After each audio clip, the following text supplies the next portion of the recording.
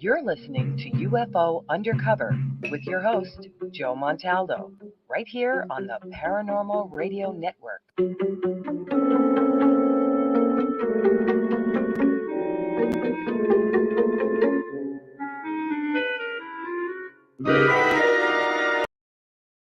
I had enough. Well, you drove out there into the middle of nowhere and had some sort of loud verbal display challenging ET in general out in the middle of nowhere? That's what I was doing. I actually had a pistol in my hand at the time. I was really ticked off. When I was having this fit, I was waving the gun in the air, okay, and I had this fit. And at this moment, I said, okay.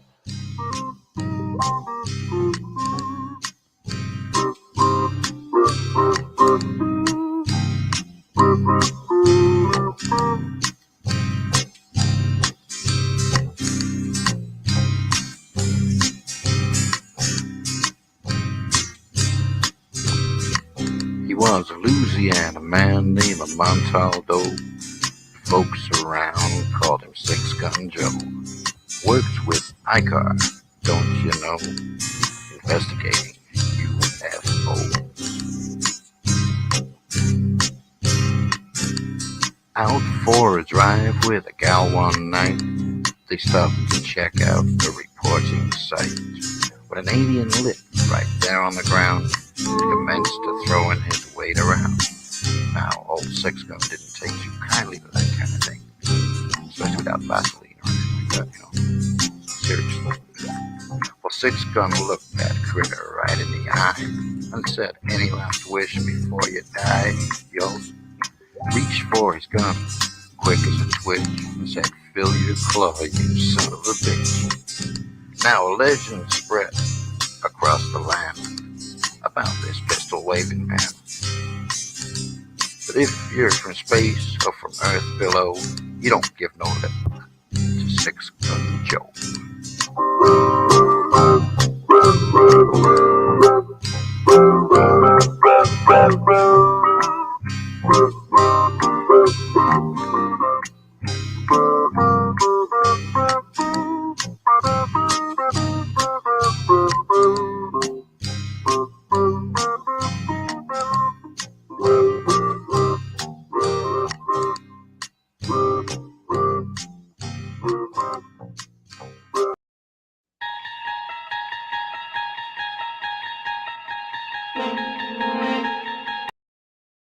I had enough.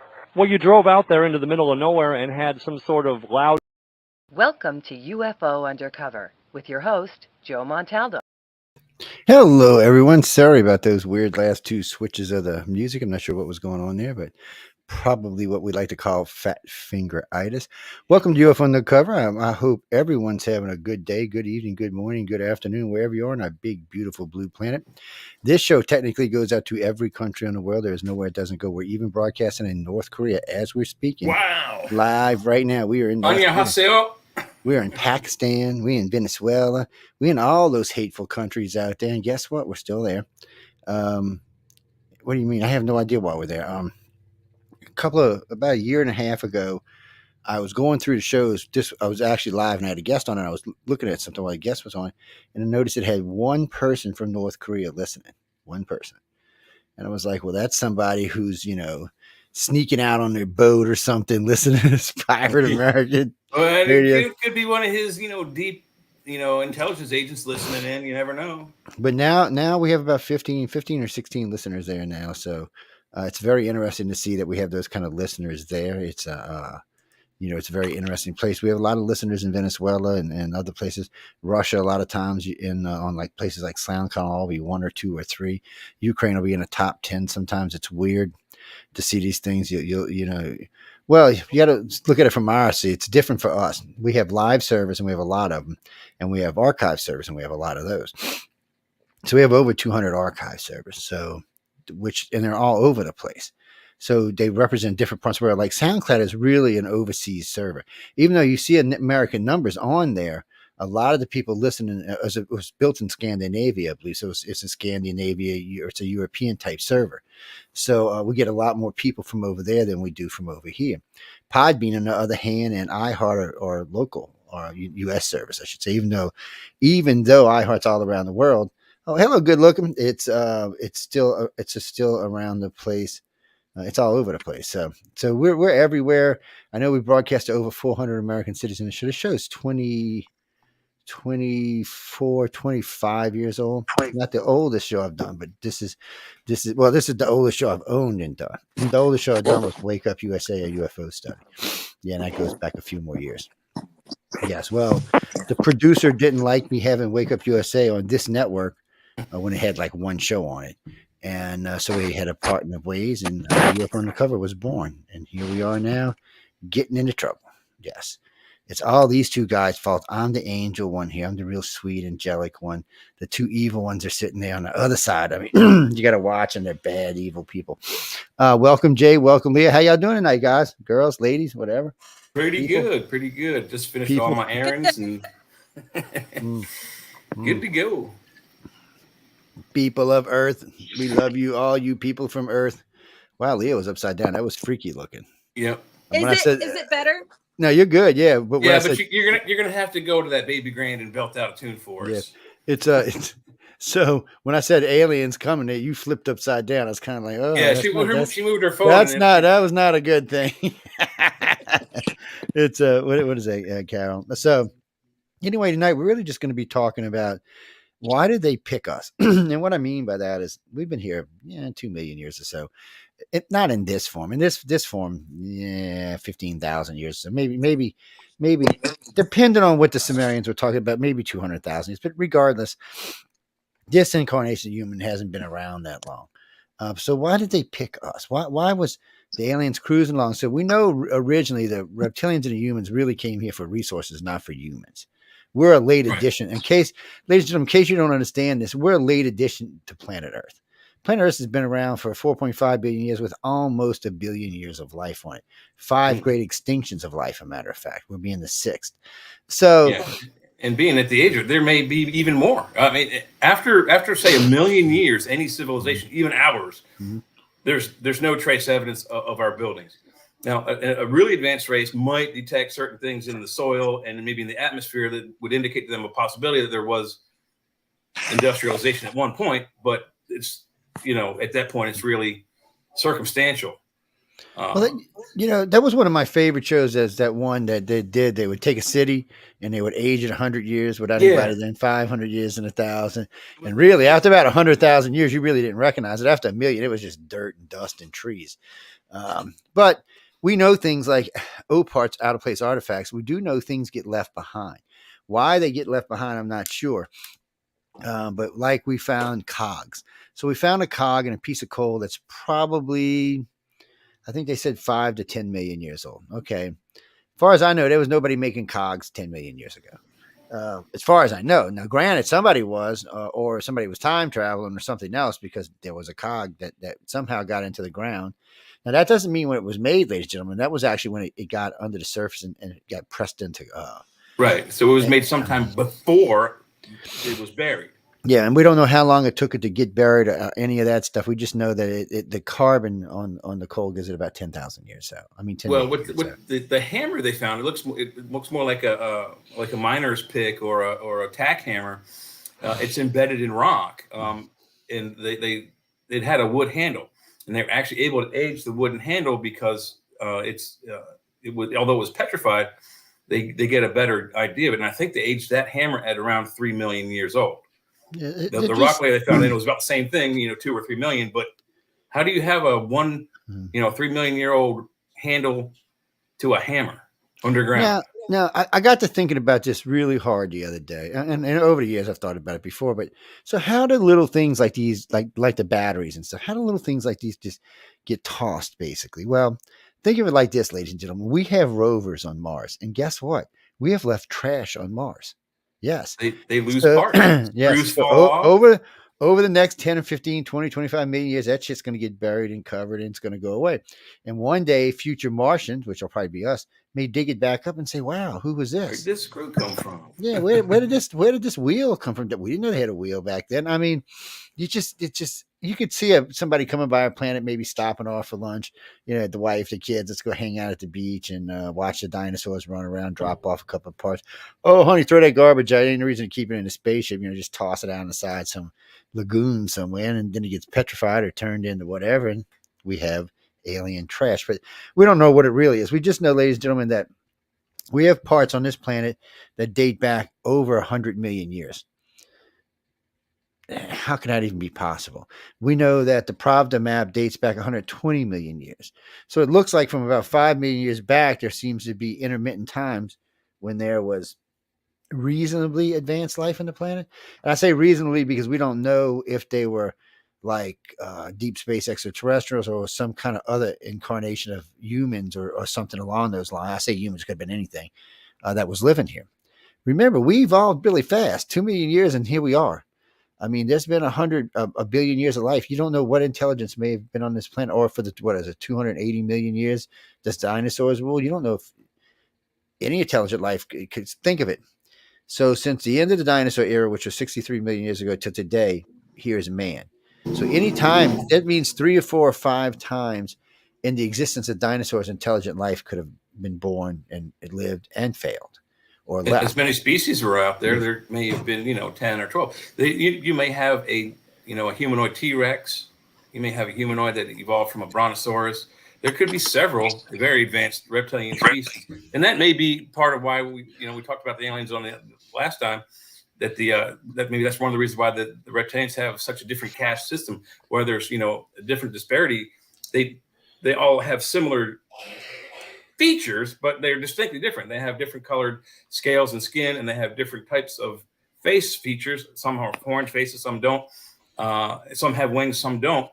So maybe that's it's absolutely possible. I mean, we are the dominant species, but there are only how many different races? 5 different genomes of us. Well, there's five different advanced species right now. I'm glad you brought that up. I'm glad you brought that up because for the last 4 decades, I've been preaching about, look, people, it took more than one gene match to create humans. Matter of fact, we know to have 8 billion people, you had to have at least 4,000 people to start. Non-related to each other, no cousins, anything like that. 4,000 viable people to start to create a healthy population of 8 billion. Because if we'd have been interbreeding, so if the first 2 would have just been Adam and Eve, and then their kids would have had kids, and then kids and kids, no, the interbreeding would have been so bad, more than half the humans born today would have been unviable. They wouldn't even been worth keeping alive. The retardism would be so. Now, don't get me wrong, you'd have some that were so brilliant, it would be unbelievable, but they would only be brilliant at one thing, and in some cases incapable of doing other. I mean, look at Stephen Hawking, brilliant man. But the disease he had, he could, without modern technology, he would have been a rotting vegetable. We'd have never gotten his information out 100 years ago. They've got even more advanced. He would have been left in an insane asylum to rot and die. Oh yeah, or somebody would have put him out of his misery somewhere along the line. Yeah. And but now they've even got more advanced stuff in there. But what the point is we're making, people, is just when you look at the aliens and you look at us, one, they're much, much, much, much older than we are, and they've probably been coming to this planet on and off for a very long time. The reptilians probably lived here for a long time. They probably left whenever the disaster came 60 million years ago. They probably just left, along with whoever was living on Mars and Venus. They probably all just went somewhere else. And then who was the first ones back would have been the humans, because they seem to have been the ones establishing colonies after the Great Cataclysm. But nobody really knows what happened, because it just seems like I think it went the other way around. I think the reptilians came first. Well, they did come first. But before we were made, something happened. They left. The Anunnaki came and created humans, and then the reptilians came back after that, and that's when everything went. So that's what you had. You had the reptilians living here with no humans, no other aliens but them. They were living with the reptilians that were on this planet, and so probably all kinds of dinosaurs. Yeah, and then they were quite happy here. But then nobody knows if it was actually a war that destroyed the 3 planets, or if it was some kind of rogue asteroid passed through The asteroid belt and since Could shift be a line natural midway. polar shift. We know those happen on the planet. Well, They we, could, we know that there was we know for a fact that at least two of the planets were destroyed or messed up by asteroids. We know Mars was, and we know Earth was. So it's pretty a good bet and, that well, and so was probably the Venus. asteroid belt it was whatever broke up that planet. If it wasn't Jupiter's gravity well, whatever Yeah, hit that, if it or was if something, Nibiru, yeah, or if something passed through it big enough to send them out flying, that could yeah. have been what destroyed our planets. But anyway, they all seem the three have died around the same time, and whoever was here, whoever was any of them, seemed to have left and went somewhere else. And the reptilians, we know the reptilians were here first, and then they left, and then somewhere in the last 2 to 10 million years, the human aliens showed up and started. They built their cities. They started colonizing. They started mining. Well, they built their cities because the original human aliens, can't breathe our atmosphere. It's actually written in Sumerian text. They can't live on our planet. They had to build enclosed great white dome cities to live in. They created a set of their own self that could breathe the atmosphere. They genetically engineered themselves so they could go out and play in our atmosphere, but they didn't want to be doing the manual work. Remember, they considered themselves as minor gods, or even. Well, I mean, we don't know, but the full spectrum of it is that there was a caste system within the Anunnaki, and there was the ruling class. I guess there was a scientific class, and then a worker class. It kind of weirdly broken up like Star Trek. They had the engineering division, science division, and the command division. But the work division, since they couldn't breathe our atmosphere, number one, even if they could breathe our atmosphere, they weren't born on this planet, so the gravity may have interfered with their work too, but they were having trouble doing the work. And the work was basically mining for the minerals and ores they needed. And they were dying and having seriously bad accidents. And you have a fixed force with you, a workforce with you. And if they're dying off, how do you bring more in? So two things happened is that there was a rebellion in the worker force. And they said to their command force, look, we're not going to do this work anymore. It's too dangerous. We're dying off. We want help or revolution. So the command division decided we'll take the native species. I believe it was Enlil came to his brother Enki, or Enki reversed. I don't know which way it was. Said he had been experimenting with the genomes of the apes in Africa, and that he thought that they were compatible, and we could probably make. But see, that was later on. The seven creations of man. The seven creations that was later on. Yes. All right, let me rephrase that. The seven creations came before us. We were technically the last, the second to last. The people who live today were the second, or actually the very last creation. But the second to last creation was like us, just not as quite as smart. But they had dog head, they had bird head, they had all kind of shit. They tried all kind.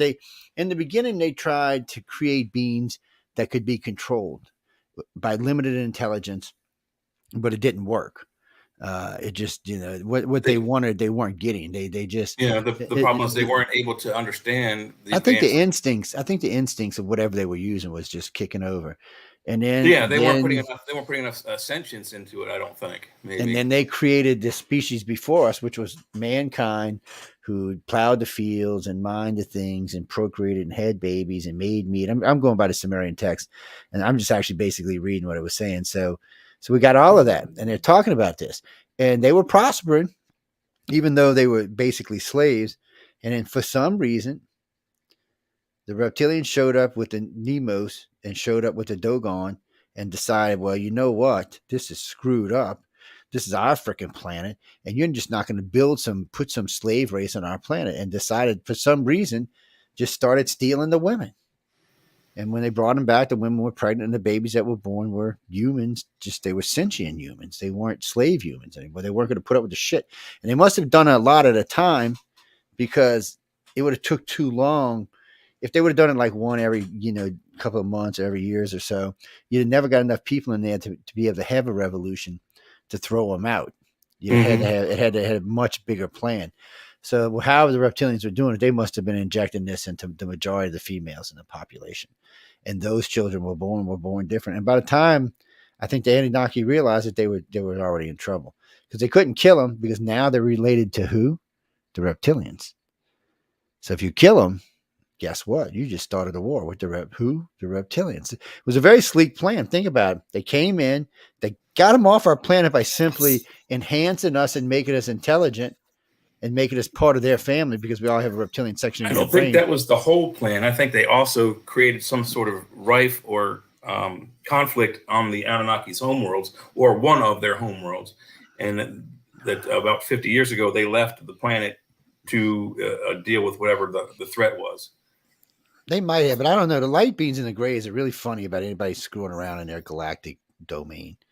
It's they got. I know the council is very funny about letting anybody attack anybody because I know when the light beams came here, they always said that this galaxy was a mess. It was a disaster. Everybody was fighting each other. Everybody was killing each other. But they invented. I mean, let me rephrase that. They didn't invent. They enhanced the grays to be the galactic policemen, and then sent them out and said straighten out the galaxy. And that's basically what they did. And there's really not supposed to be any more. As a matter of fact, you can lose your domain now if you start a war. That's why the reptilians did it the way they did it, because they couldn't afford to start a war. It could cost them territory or property. They didn't want to risk it. The Anunnaki are different. So Anunnaki always had a distaste for humans. Well, that's not exactly true. So with the reptilians, one of the brothers hated them, and the one who helped, I think it's Enlil and created us, and Enki hated us. And then, the two brothers actually in the later editions of the Bible, those two are your Cain and Abel right there. Yeah, and they did, because when it comes to the human type aliens, when they look at us like trash cousins, and very few of us they actually like. They do like some of us, but very few. On the reptilians, it's a whole different thing. They consider us part of the family. And if you've got enough of that reptilian DNA, they adopt you. You're part of their family. And that's why you're being abducted. That's why you're being taken. It's a whole, and they really do actually like us. They think in a lot of ways we're like them. Which is true. In a lot of ways, we are like a part them. lizard brain in our, yes, in and our we're brains, aggressive and brilliant. We have the violent instincts. So, I mean, but the reptilians are brilliant. I mean, they were traveling all over the cosmos 50 million, 60 million years ago. So, they're brilliant, aggressive, but not all. And that's the other funny thing about reptilians, because technically they're an agrarian society, because the majority of them haven't even picked up a weapon. Out of the 9 or 12, whatever they want to call themselves, what is their main staple diet? Because there are several kinds of reptiles out there. Some require freshly slaughtered food, like snakes. Others like hunt and attack their prey, like some of the larger ground lizards, like alligators and such. Yeah, well, for the reptilians themselves, and they do have a discerning palate, from what I understand. They do eat a lot of different things. As far as eating humans, no, for a couple of reasons. One, we're related to them, so it would be like eating a lizard next to like cannibalism. Yeah, there are reports of other races using us as not only a there has been a couple of races that reported using us as food. That's why the reptilians being one of them. And the grays don't even eat food like you consider. But they require certain hormones out of our bodies. Yes, but the gray ships, they got to kill us. So the gray ship, and this, we know this for a fact now, that we've had so many accounts of the blue plasma, we actually finally found out what it was. So the blue plasma is a fuel for the ship. It's also generated by the ship, and it is alive. It is what the grays use for food, and we know this for a fact because grays aren't gray, they're blue. More importantly, when you see a gray, depending on when it's fed, they could be translucent to a dark, shining, galactic, this crazy cobalt blue. So we figured it out. So when they haven't barely fed, they're kind of translucent, kind of whitish, palish color. That's what their really color is. When they're about halfway through a feeding process, they turn to this kind of creamy, kind of brown color. And when they're fully fed, they look like electric cobalt blue. They are shining. It's used to be one of the questions when we asked the contactee, what color was the alien when you saw it? And if you told me like gray, then you didn't see an alien. You saw something the government wanted you to see, or something you got from Hollywood, because the grays aren't a gray color. It took a long time for the field to even let it out. I mean, we took 21 years before we ever made it public, and it's older than that. I mean, it's older than that. But but you hear every old descriptions, old interviews. The very he was grayish green. If you go before what we would consider modern day media today, like the trivia, not like the DC media or the Marvel media or something along those lines. it changed it, and a lot of the movies changed it, and Yeah. and by doing so, it's and sometimes, and you'll notice sometimes you'll see them, white or weird colors, or like a pale blue. It's a really strange thing, but once we started understanding, it didn't give us a better understanding of what the grays actually were. So the grays take their food through a mimosis. Now, and you're actually right about some of the hormones, but I'm going to tell you a little secret. This is actually really bad abduction criteria I'm going to break here. So they put the humans in the blue plasma for a lot of reasons. One, to help us recharge. Like if you've had a bad abduction or something, they'll drop you in this blue plasma. It completely immerses your body, and you can breathe whatever in it, but it recharges you. But as it recharges and rebuilds you and brings you back to health, it has the ability to remove certain chemicals and certain hormones from the human body at a small enough rate, because there's so many abductions going on, that it doesn't harm the human, but it gives them an extra part of what they're looking for. And I hate to say it, but I really think that's more like a Red Bull to them. I really hate to say it that way. Okay, yeah. So one of the rumors is that they, for a recreational experience, let's just say that. Yeah, it's like red. That's why I said like a Red Bull. Adrenaline. But for other health needs, there are other hormones that they need that don't give them the high. But still, though. But they don't, for it's them. Weird that they would milk these hormones out of us without our knowledge, and but it doesn't hurt us, and it doesn't hurt. But if someone comes to me and says, "Hey, I need a nickel," if I have a nickel, I'm gonna give that guy a nickel. They come to me and say, "Hey, I need pineal gland juice." I'll be like, "Oh yeah, hang on a second. Here you go. Get away." So they just they're here for, and they only came here because stupid reptilians and humans wouldn't behave themselves. Yeah. The light beings sent them here. They didn't want to be here, because most people don't realize this, and it's easy to prove this, but most people don't realize. So if you go back just 3,000 years, actually about 3,500 years, you won't see any grays anywhere. Nowhere. It doesn't matter what text you look in, what hieroglyphs you look in, they're not there. And then all of a sudden, it shows up first in Egypt, in Egyptian, and then it shows up in South America around the same time the Mayans, Aztec, around 2,400 years ago. They show up. And they show up because the humans and the grays, and humans and reptilians, are about to get into a fight. Maybe because the reptilians came in and started interbreeding with their slaves. I don't really know what it's about, but they were fixing to get into it, and the grays just showed up and said, "No, you're not." Well, and then the abduction stopped. It went from 50 or 60% of each one of those races abducting people to where the grays took over. The grays abduct about 64% of everybody now, and the reptilians and humans split what's left.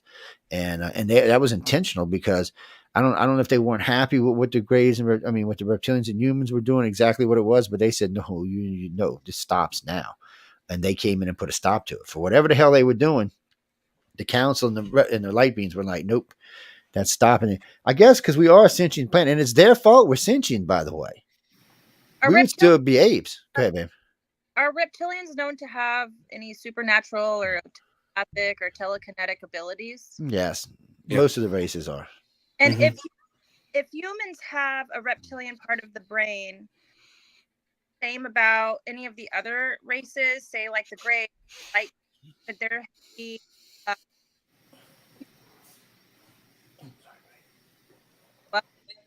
Wait, you broke up in that last part. Say that last part over. Could there be humans on the planet that have that part of DNA in them as well? Say a different race of alien, like the grays or the light beings or whatever the case may be. Or are we? Right. Well, I would imagine most there are humans on outer worlds. There are humans on the home world of the council, and there's humans in other places besides that. And then there's colonies where humans have been brought in and allowed to start moving forward with whatever they're doing. And those are all humans in husk bodies, though. It's not their original body. They, somewhere along the line, the bodies were changed. They uploaded your consciousness into a new body, because like in one of the worlds they talk about, it's a 2G world. So we could live there in our bodies, but it would cut our lifespan down immensely. Your heart would be working twice. Everything would be working twice as hard. But if they created a body for you and uploaded you into that body, then you're still human. You're just now part of that home world or wherever you're living, and you can live there comfortably. in your new body, and you know, it's your boosted intelligence all the way around. You're you. I mean, so if it would be the essence of Leah, you would still be Leah, but on Earth you would be like a super person. Wherever you Yes, are there, you'd you be, just you'd be a but where you are bionic there, you're almost. just where you are on that planet, you're just like everybody else. You're just a normal everyday person who has telekinesis, empathic abilities, telepathy, advanced strength, advanced power. I would like to have pyrokinesis. Let's How not be cool would burning that be? stuff up, man. No, you don't need to be burning shit Yeah, up. you're out. Hey, look, you get on Survivor, and they're like, you got to build this fire to stay in the game. I win. All of a sudden, you see a bunch of helicopters because they come to get day off the Yeah. island, man. Oh, the guys with the funny white suits and the big white Oh yeah, butterfly hats. they'd be there by the hundreds. Oh well, come on with us. We got a special job. But it's still what we're discussing here is not unlike what we were talking about with Anunnaki's original plan. Or they couldn't work in our atmosphere, so it seems that no matter what planet we go to, or that they go to, if we're not from that specific solar system, it's extremely difficult to get any kind of work. And it's not like it is on. It seems like it's not like it is on Star Trek. You just beam down, boom, you breathe the air, nothing happens. And every once in a while, they'll breathe some funny pollen of a plant, and everybody will go hog wild on the Enterprise. But from what we're seeing from these ancient stories, they had trouble operating in our atmosphere, and probably still do. And I think that's one of us. And if we were to be taken from this planet to their planet, we would probably be as useless as a baby. Well, that's why so a long time ago, the very first time I ever heard this, I wasn't even in ufology yet. When I heard this woman talking about these long tunnels with these tubes of people, they were short and different size, these big glass bubble things, and there were humans in every one of them, and there were literally just hundreds of thousands of them. The problem with it was that she was talking about people she had seen and people she knew and people that were still alive, but yet here was a picture that as we got into the field more and more, we started hearing about this more and more and more, and then we realized that the races were taking a little touch of our DNA along with whatever they're doing, and we're creating host bodies. Husk bodies is what they call them. They're not clones. And the Greys can live endless because they can create husk bodies by the tens of thousands. They don't do cloning. They just take DNA, like yours, mine, and whoever's, and just mix them together and then create a new body. And they similar to some of the medical things we've been doing here, where like you have a certain type of cancer, they take your DNA. They tweak it with something and turn it into a cancer killer. But it looks like you. I mean, it looks like you in the fact that if you see yourself in a mirror, that's your face. You know it's you. But your body might be stockier. It might be taller. It might be thinner. Your brain is definitely going to work at a much faster pace. Hey, where did that mole go? Yes. Well, even that might actually still be there because it's a facial feature. Depending if they do that detail, And oh no, they want you to be you. So, and remember, they have to upload your consciousness, and so they don't want to put your consciousness in a body that you don't quite recognize, because it's already going to be bad enough that you're going to have to learn what the damn thing can do, because it's not like our bodies. You're going to have to learn how to walk and talk and yes, and all see the what things special abilities are. Yes, because it's going to have all kind of little special abilities. So all of that stuff, and on most of those homewords, from when you hear abductees and contactees talk about this, the tools they use to do things are not handheld tools. Usually it's operated through a form of telekinesis or through a form of telepathy. So it's a whole different thing, including medical stuff. It's you think about it and it does it. It's a whole different way of doing things. And I would imagine for a surgeon, thinking about it and letting it do it is going to be a lot safer than, your little shaky hand going in there as you're taking out a piece of somebody's brain. Yeah. So, I mean, when you hear them talk about these technology, and the first time we heard them talk about this were on board the ships, not on the different planets. But now there's enough contactees running around, or children of contactees, or spouses of contactees, that you've actually learned quite a lot of information. It's just, they came here. They just came here for material. The humans came here for materials. That's all they came here for. They weren't planning on building a big colony here. They really weren't, they didn't like this planet all that much. It just had a lot of stuff they could use. And so so that's how they got here. The reptilians actually liked the planet. I think there's other reasons why they like this solar system. Number one, we're not like other solar systems. We are not a binary system. Most solar systems in this galaxy are binary, 2 stars and upwards of 14, 15 planets. We're not in the galactic arm. There's the big spiral arms that flow up. We're in between spiral arms. We're like in the, like, as what was it, Neil deGrasse Tyson, we're in the boondocks. Yeah, we are in the boondocks, but we're out of the city. But we're on the edge. We're on the edge of an arm, though. And it could be for strategic reasons, because when we remember we have the war. It's the two wars that they talk about. It's the war in hell, or the war between heaven and hell, or the war between heaven and earth, which I think are either the same war or two different wars. So something caused the aliens to leave first. Maybe it was the war, and they came back, finding the Anunnaki, and then something made them all leave again, and before they came back another time. So something's been going on up there that we're probably, if we were to find out, would be very angry about. Just think about it. If we're in the middle of a tug of war between aggressive alien species and they want this planet, there's nothing we can do between. You don't have to worry about that. If they wanted the planet, they would already have. We'd be done. We'd be done. But it's that's not, I think what really happened is the council had to make a decision. Okay, because technically we're not an evolved race. What I mean by that is we didn't naturally evolve on this planet. Yeah, we had help, and would we have evolved with them? Yeah, we are enhanced beings. Yeah, would we have evolved the way we are at the time? Maybe so, but it does look like the more you study in the alien abduction field, the more it looks like that this species was directly interfered with and enhanced. And we'd be at least a million years behind. If we hadn't been interfered with, we'd probably be a million years behind. So when I breed my dogs, they don't own my house. I still own my house. So when it comes to the aliens, they created us. That doesn't necessarily mean we own this planet. We assume we own this planet, but do we actually own the planet?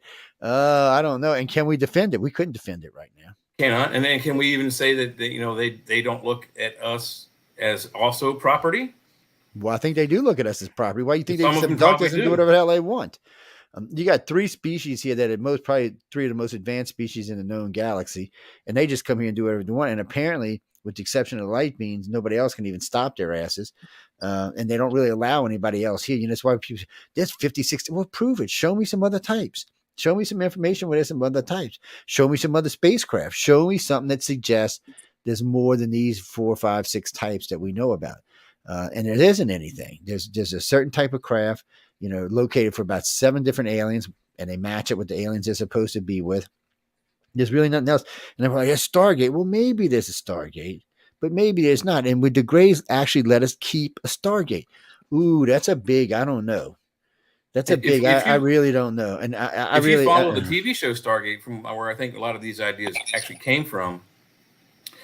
It's a fantastic device. I'm on the fence. Or did Stargate get it from the actual thing? I don't think the ideas came from the show. I think the show got it from something else. I haven't looked that much into it. I'm very familiar with the show and the movie. I watched the show. That's one of the big arguments. So the reason we went, even if we were able to find that kind of a device and operate it like they did in the show, I don't think we would get by as easily and as quickly as they did. They got lucky, those people. If that had been us, we went through that device and wound up on Ra's planet, this planet would be, speaking glow right now. No, but think of it a different way. You think of you end up on the council planet, and they said, did these freaking humans just Stargate to our planet? Oh no, go get the damn Stargate right now. Go label it Earth. Go stick it in a little hole in the city somewhere until they're old enough to play with this thing. As soon as they, and that's exactly what would have happened to us. Mm-hmm. But it's worse than that. So let's examine the Stargate theories. So we know that Daddy Bush supposedly was looking for something in the Middle East. A lot of people said it was the Stargate. There's a lot of conflict over there for the last many years. There's something there that people want. Maybe it's a device like this. Well, some say it's the Stargate. Some say it's the Ark of the Covenant. It may be both, as far as I know. Well, there are plenty of powerful artifacts that you can find over there. So the problem is obviously we didn't find it because Baby Bush went back and looked for it again. Baby Bush.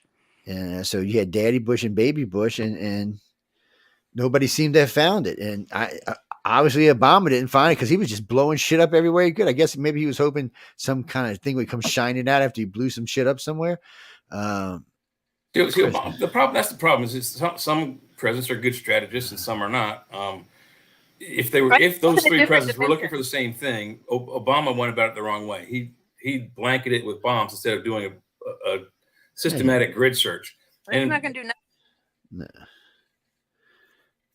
I don't think it's in this realm of reality. I feel like It might if it not be. exists, It could it's be. inside a different dimension completely, and you could bomb the world all to hell, and it's not going to do anything because you're going to get there in your mind and your consciousness. It's not in this physical place.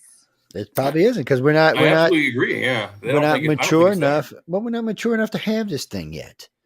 I mean, come Well- on. Do you think of it like this? Let's look at this a whole different. Let's say Putin had a Stargate and just decided to Stargate a nuke to New York City, or to Stargate a nuke. No way, man. That's just not even a good idea. Just it's one of these things that I don't think is a human race. Well, It's like hell, it's even like if you didn't have telekinesis. Stargate, he had a Star Trek transporter. Yeah, that would Same be just scenario. bad. Transported But from Moscow to New York. Boom. and that's And then something we've actually transported it, been like, working on.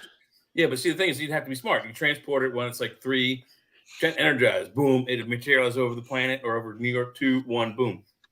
It's not a good idea. No, so we've been working on transporters now for 2 decades, and we've been able to transport some little nitpicking shit here and there, mostly just blocks of data. Light photons. Yeah, blocks of data. And they're not even certain if it's the exact same light photon or if it's a duplicate of itself, or The last one was 15 kilometers. It was 5 blocks, and the blocks were identical when they were so they sequenced them, they sent them, and then they unsequenced them to make sure they actually desequenced. So you have a number on, like, oh, this is 1, 2. Yeah, so they brought it backwards just to make sure everything was the same, and those were successful. Wow, that's impressive. But that was 8 years ago, and I have heard since. I'm sorry. Joe knows about the dreams I've had. Joe knows about quite a few of the dreams I've had. And I've been face to face in a dream with something that resembles what the show Stargate wants to depict. All right? Like, I don't know if anyone's ever going to find it in this reality, but I'm under the impression and belief that it exists. It probably does, just not here. Inaccessible to the human body. Yeah, I agree that the technology is possible. I very seriously doubt we have that on the planet. Some say that the Stargate for the solar system is actually in the sun, and there's been some pretty compelling video evidence, but it's kind of hokey looking. So we've seen the 4 cube looking things that were parked there that NASA kept saying were a mess up with the camera, until a stupid camera from, I shouldn't say stupid camera, but a camera from one of the missions in the UK seen it, and they were still there. So then, oh wait, it's the exact same error on another camera. Oh, I don't know. Yeah. And then, of course, after that, once it hit the news media, it was gone. And then there was one seen out by Jupiter, and then another seen out by Saturn. Actually, it was seen out by Saturn, hovering right above the one ring, and just sitting there. And they thought it was an asteroid at first, and then somebody got a picture of it, and then it was gone. And then, of course, there's the Black Knight thing that's been sitting stationary orbit in our planet for at least 13,000 years. That's what everybody thinks. At least 13,000 years since last ice age. Since the Younger Dryas ended, yes. Yeah. So, I mean, there's a lot of stuff that needs to be explained, but the problem is a race in 2024. We're morons. It's not okay. Humans, listen to me. We're not actually morons. We're a very intelligent race, very, very compassionate, very loving, very intelligent. But at the same time, we are morons. We are our own worst enemy. No, we got to take a break here in a second, but we are our own worst enemy. We are, absolutely. We think about it. If we've got enough research now, I mean, ICAR and a bunch of the other abduction organizations that could really, really change things for a lot of people. But the government isn't interested in that. Well, they are, but they aren't. So, testifying is fine, but none of that information is going to be made public. Is it money? Yeah, well, something. Yeah. But anyway, we got to take a break. They want something in return. If they can't put a meter on it, you don't get to have it. Yeah. That's why that technology is being held back, because they can't meter it.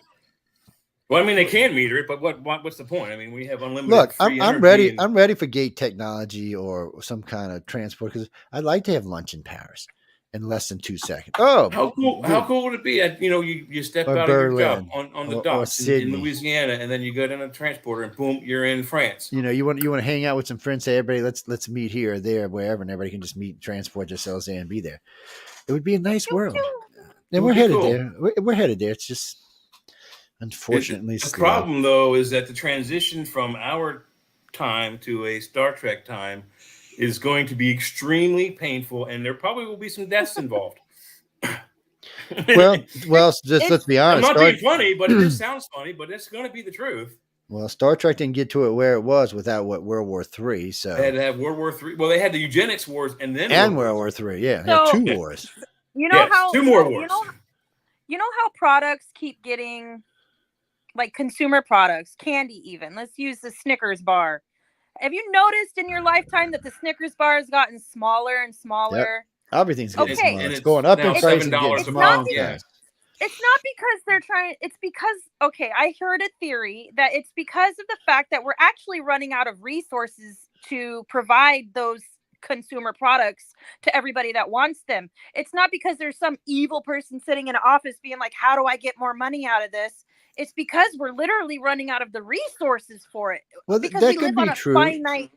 There could be some truth to that with the sugar and certain prices of sugar, but I don't think we're at a critical stage where our food resources are dwindling. So there will be, like with fuel, like oil. We just found out that there's way more oil on the planet than we thought there was. Enough for at least another 1,000, 1,500. There's more oil, raw crude oil underneath the United States of America and Canada than there is in all of the OPEC nations included. Yeah, so we found that out just recently. We also know things like milk and sugar and eggs and stuff like that, that's produced by us. So that's stuff that you can produce in large amounts. See, like down here, if you drive through southern Louisiana, so if you drive through northern Louisiana, the corner of Arkansas, all you're going to see is cotton.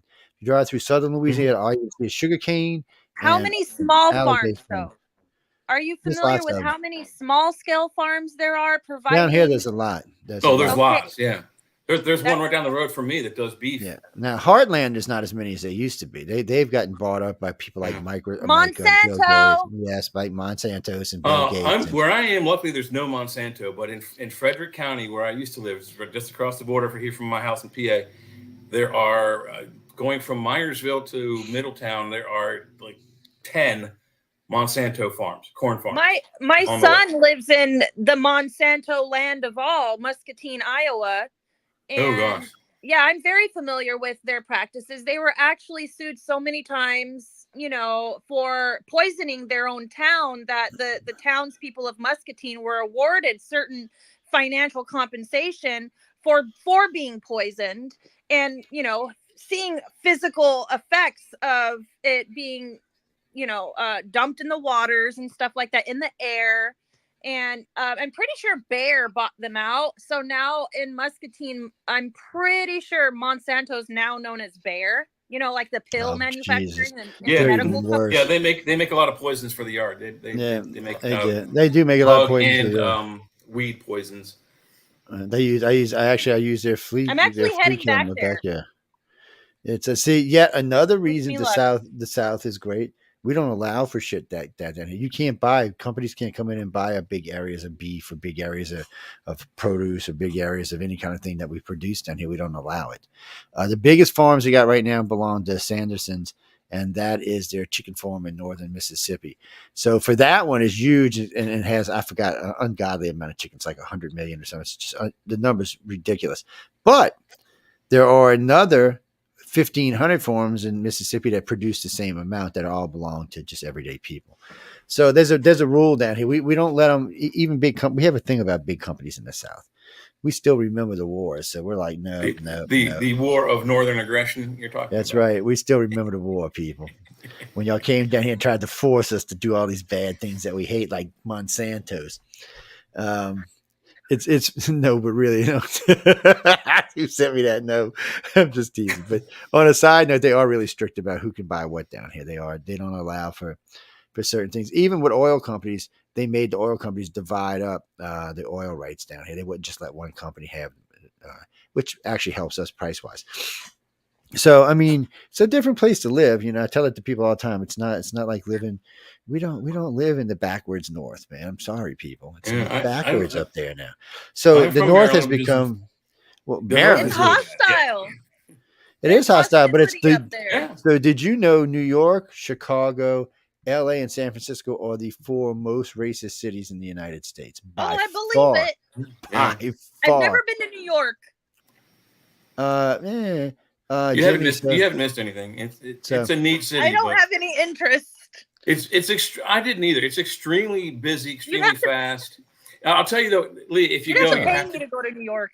You have to try this. Right. Let me put this cigarette out real quick. You have to try this, Lee. I got to put my camera on. I went to school in Connecticut, and one of my English classes, the teacher sent us into New York to one of the public libraries to do research for a paper, and I got lucky to find the library where they filmed Ghostbusters. They had the two lions out in front, which was very cool, very beautiful. But anyway, so I was bored reading these books. I went outside. I went to the corner where the traffic light was. I lit a cigarette and I did this. The whole time I was smoking my cigarette, just looking up, and I said nothing to anybody. Within a minute, a New Yorker came up to me and does this. They they put their face next to mine and trying to find my eye line, and they stood there and looked. Another one and another one and another one. And finally my cigarette got low and I was like, I better go back to my work. I turned around, I walked through this crowd of about 15 people now that are looking up where I was. No one has said a thing to anybody. Not a word has been spoken in this 7 minutes. That's how long it takes me to smoke a cigarette. I go back in the library, and before I open the doors, I look over, and sure enough, those 50 people have not moved. I was just watching Joe Biden fly by. People, I mean, most people. It works. It's the weirdest thing. They're looking for jumpers. Well, because most people are followers. 90, I don't know, 91, 92% of people on the planet are followers. Remember, we're herd animals. We're pack animals.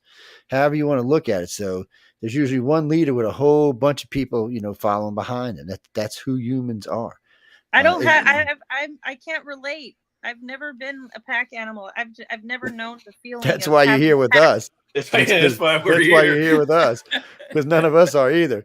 It's but the majority of people, and a lot of people don't think they are, but you just, a friend of mine said, "Oh, not that." I said, "Well, tell me about your day to day." She goes, "Well, I went to work." I said, "Okay." I went by the store, I got some stuff. I picked up the kids, brought them to soccer. Went over, got the husband, brought him this, picked up everybody. We went home, ate dinner, hung out, watched TV. I said, "It's like a routine, right?" She's like, "Yeah." I said, "Little herd animal, you just herding around with everybody else out there." She was so mad at me. She's like, "Joe," I'm like, "You're a herd animal. Don't hate on me." I said, "I never know what I'm doing day to day." I said, "So a friend of mine said, if you step in it and it slides like it and it smells like it and it tastes like it probably is a pile of poop." So, but we got to take a break, right? We got to take a break right quick. So y'all going to be listening to all the music you heard tonight. Is actually music designed for this show or designed for me for some other reason, but. We're going to put this on. This is Show Yourself. This was designed. This guy made this song. He's talking about his alien abduction. But anyway, let's turn this on. We'll be right back. I had enough. Well, you drove out there into the middle of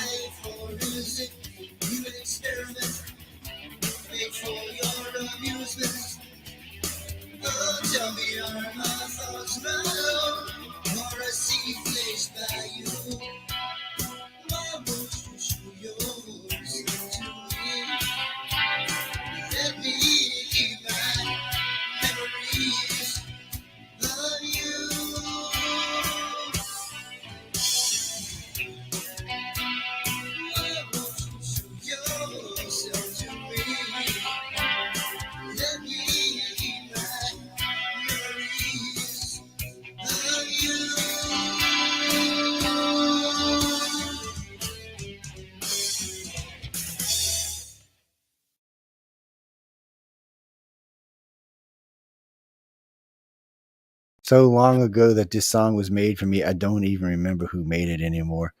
It's kind of a sad thing because really and truly, it's been around for a while. I mean, it's I don't know, God, 15, 18 years. A friend of mine who used to go by the name Gossamer Wings. Um, actually had it made by somebody. I can't remember who it is. And it's well, anyway, you heard him. Show yourself, aliens. He's calling for you. Show yourself. I wonder if he's still wanting to see the aliens after all this time. Gossamer, yes. Goss was married to a friend of mine, Dee Andrew, who used to be ICAR's national director. No, she passed about 6, 7 years ago. She was a really good friend of mine. She was my conscience. But when we all got together 25 years ago and created iCar and got all this stuff going, she was my conscience. She was the one who made sure I didn't run off like the rest of the nutcase you followed, just blowing shit out of my ass for whatever reasons. She made sure anything I was talking about was legit. And the arguments we had over things like Roswell and blood types and other things would peel paint off the wall. Even her husband was like, Jesus, I'm glad she don't talk to me like that.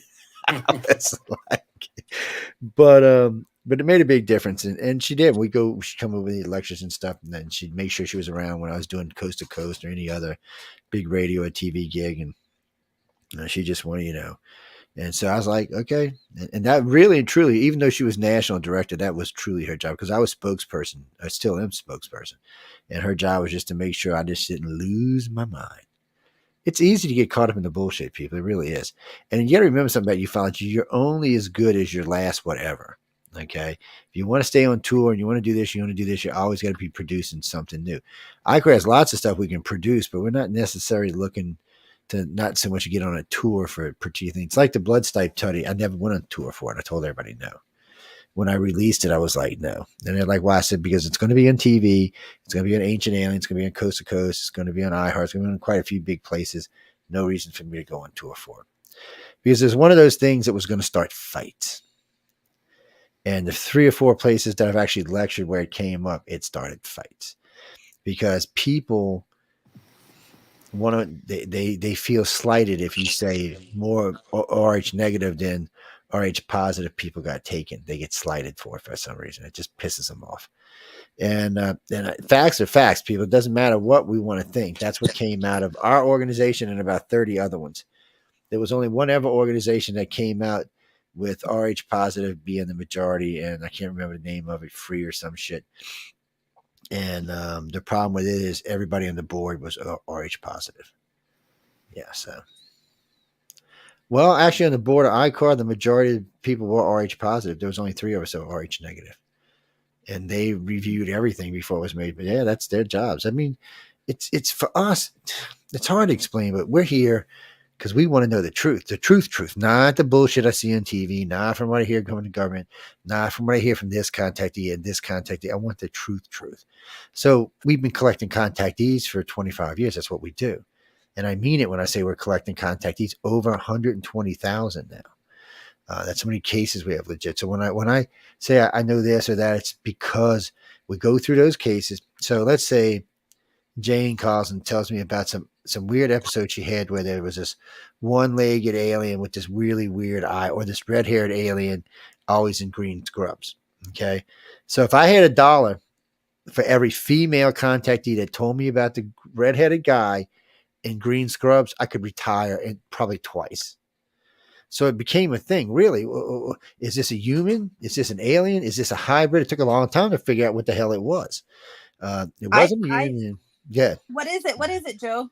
We're 80% sure it's a hybrid of some sort, but it's a human like us. But it's like, wait. Anyway, go ahead. Yeah, what you want to say? What has anybody ever come and told you anything about like a being that has bright red hair and green skin? Because the way that I interpreted what you described was like the way a human being would feel comfortable seeing someone with green skin and bright red hair, like someone wearing green scrubs instead of actually having green skin would be a lot more acceptable to the human being than somebody with green skin. So on my page, on my primary Facebook page, very first Facebook page I've made, there is a picture of one of the ones you're talking about. It is a female green alien with this wickedly red McDonald's clown hair. Is all I can. Yes. And so there is a picture of her there. And the guy said, and this is he said, so she was wearing a mask and a gown. And he said she went to sticking with something. It wasn't a needle. It was some. Anyway, she went to sticking with this thing. And he flipped out. And when he did, he grabbed her by the mask and grabbed her by the shirt to try to get out the chair. And he ripped the mask off and ripped the gown down about here. And he said, first, people don't take this wrong way. He's a pervert. But first thing he said she had boobs. So I was like, what was a woman? He said, no, Joe, it was a reptilian or something. He said, I'm not even sure it was a race. I'm not sure what the hell it was. He said, he said, whatever it was, wasn't us. I'm like, what do you mean it wasn't us? He said, it wasn't human. He said it was something else. Now, reptilians have the ability, if they want to image something in your head, not just your head. So a reptilian could walk or be on an airplane anywhere it goes within X amount, 100 yards, 150 yards, 500 yards, whatever it is. It has the ability, whatever image it's given the person that's walking with or with, goes to everybody else, even though in reality it's still a reptilian. It's not actually transposing itself. And I often say, how do you get a 550-pound reptilian into a freaking chair in an airplane? I'd love to see that. I'd pay money to see that. I mean, really. So is it possible that the person that was describing a man with red hair and green scrubs was just the way that person was interpreting it? It could be. That's the way that it was shown to him in order to make that person feel more comfortable? No, it might be. I mean, there's lots and lots of these reports. These are mostly female women most of the time. So he's definitely it's definitely some type of doctor, because when they have women in the stirrups, and we like to call it the stirrup machine, it's got 8 or 12, 8, 10, 12. It's got 12 sets on it. And he just comes in, they got 12 women in there, and it just walks around and he's checking all these women. Let me go back to it's checking all these women, doing, I guess, what an alien gynecological exam would be, whatever the hell that is, because I don't know. And then that's when they see it. And what's funny is a lot of times it's always tall, over 6 foot for sure. Most of the time, the hair color and the hair, the way it's styled, is different a lot of times. So sometimes it'll be like burnt umber colored. Sometimes it's like the McDonald's color we were talking about. Sometimes it's a light ginger kind of red. So it's weird. But let's go back to the shape changing aspect. And I don't think everyone says they're shape changing. I don't know that they are. We know octopuses, octopi, they can somewhat be of a shape changer. But if the rumor is that at least the reptilian species, either through hormone or pheromone, or either mental telepathy or technology, are making us see them in an image that is pleasing to us. So they look human to us. And then Joe's right. How do they fit in a chair built for a human? How are they not being seen on like the news? If there's a lot of reptilians on this planet and they walk around without a cloaking device on them, and they have to send out a mental image or a mental wave to make humans within 100-foot diameter of them see them as a human, why aren't they being detected on film and camera this way? Yeah, well, that's a good question. Well, because that's a good question, because in today's world, so many things can see, there's so many cameras everywhere. But let's remember, most cameras can't see beyond 30 feet. So if you see something like the thing at the mall where all the cops showed up, there was something there. You couldn't tell what it was because the camera was more than 50 feet away. All you could see was this image. It was blobbish kind of image, but it was something. It was big, and it was definitely over 7 foot because the thing it was standing next to was 7 foot tall exactly, and it was a good foot and a half, a good head and a half taller than where it was standing. So it was something, but the cameras were not close enough in any direction. So any ones that were close within, I forgot what the cop said, just either went out or went into phase. So they must be running a dual thing here. So it just doesn't add up to me. It just we could go back to They Live. You know, we have come to chew bubblegum and kick ass, and we're all out of bubblegum. Yeah, I mean, they may have a device that sends out a signal that it affects our brains, that we see them, and they don't have to mentally concentrate to make us see them differently. And that's a possibility as well. So if they're walking around as a lizard person with like distinctive lizard features, maybe even a high-tech spacesuit, and walking around here devil may care and not being caught on film, there has to be an explanation. And if they're not putting out a mental wave, something is making them invisible to us, both with our visual and electronic eyes. Well, I was with everybody else in the very beginning when I first got into it. I said, well, they got to be some type of where they're shapeshifting. But then when you start thinking about shapeshifting, a physical being shapeshifting, it gets really complicated. Concentrate to maintain that form, I would think. And then on top of that, it has to be more than one, because the Greys, reptilians, and the humans are all doing the same thing. So they're all three shape-shifting races. I have just a fundamental issue with that. But I also have a fundamental issue with this other thing. I mean, so you know how this all started? So a long 30-something years ago, this woman calls me up on the phone and says this reptilian was raping her. And I'm like, whatever. And I said, look, I don't handle those kind of cases. I'm sorry. And I was polite, but we didn't handle those kind of cases. So a couple more went by. I heard a couple more women call me and tell me something like, and I knew some of these women. I said, but anyway, it's not something the organization got involved in. And then I was at Laughlin, Nevada, and a friend of mine comes up and starts talking to me about what had happened to him, not to her. And I'm like, what are you talking about? He said, let me describe this to you. Tell me if you've heard this before. So I have never heard it with a man, but I've heard it with a woman about 11 times at this point. And the description he gives me is almost ideal to the women's, except this was a female reptilian, not a male reptilian. And it's a very interesting. I'm not going to get in. I'm not going to get in detail how it went down, but needless to say, he was definitely raped. She definitely took full advantage of him. And he said he didn't understand it because when he looked at her the first time, he said she was the most gorgeous woman I have ever seen. And when I touched her, she felt so smooth and so soft. And he said, and then your ass, which I'm going to tell you this, you're an ass, Joe. He said, I started thinking about shit you said at meetings. If you see something you're not questioning, he said, start questioning it immediately. Well, what does it really look like? What does its skin look like? So then he said, we're doing whatever. I can't mention this because it's, fairly PG-13 show. He said, my eyes opened up and I was like, bleep, bleep. And he said, I just bleeped for like the next 20 minutes. He said, and then when I touched her, she still felt soft, but she felt like soft, like suede with a cool breeze blowing over it. His description, not mine.